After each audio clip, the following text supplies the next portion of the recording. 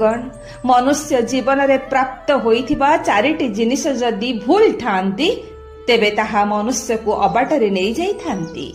सेही चारिटी जिनिस हेला बंधु, पुस्तक, रास्ता आउ ता निजर चिंताधारा। प्रथम रे बंधु। बंधु मनुष्यर जीवन रे अत्यंत आवश्यक, किंतु सेही बंधुटी जदि दुर्जन हेला, खड़ प्रकृतिर हेला, नष्ट चरित्र हेला, स्वार्थपर हेला, निशाखोर हेला, तेबे संग दोषरु भल मनुष्यटी मध्य अबाटरे चली जीवो। द्वितीय रे पुस्तक। मनुष्यर जीवन रे ज्ञान भरी ताकु परिपूर्ण करी गढ़ी तोली थाए पुस्तक। गीता, भागवत, रामायण, महापुरुषंक जीवनी, नीतिबाणी आदि सहित ज्ञान विज्ञानर अनेक पुस्तक अछि जहा मनुष्य को ठीक मार्गदर्शन देई थांती। किंतु ता परिवर्ते मनुष्य हाथ रे जदि सस्ता उपन्यासटीए पड़े, विपथगामी हेबा खराब पुस्तकटीए पड़े, तेबे ताहार प्रभावरु से किपरि मुक्त हेबो?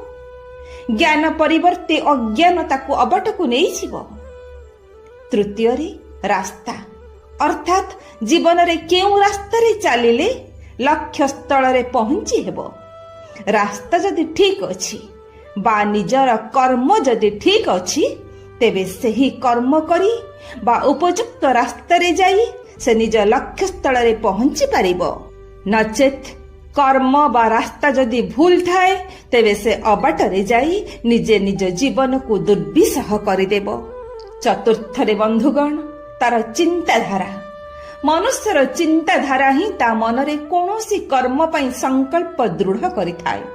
संकल्प दृढ़ थिले लक्ष्य हासिल कराई जाई पारे, उन्नतिर सोपान रे पहुंची हुए।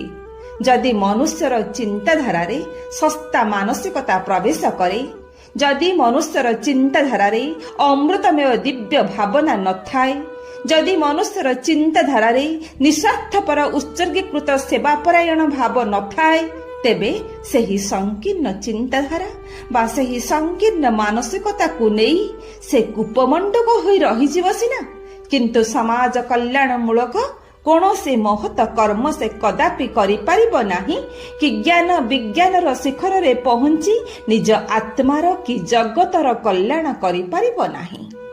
निजर चिंताधारा ही ता निज जीवनर शत्रु किंबा मित्र होई थाए। से जेमिति भाबिबो सेमिति पाइबो। तेणु सर्वदा उच्च चिंता, महत चिंता करी निज जीवन को महत करी गढ़िबा प्रत्येक मनुष्यर कर्तव्य हेबा उचित। फल जीवन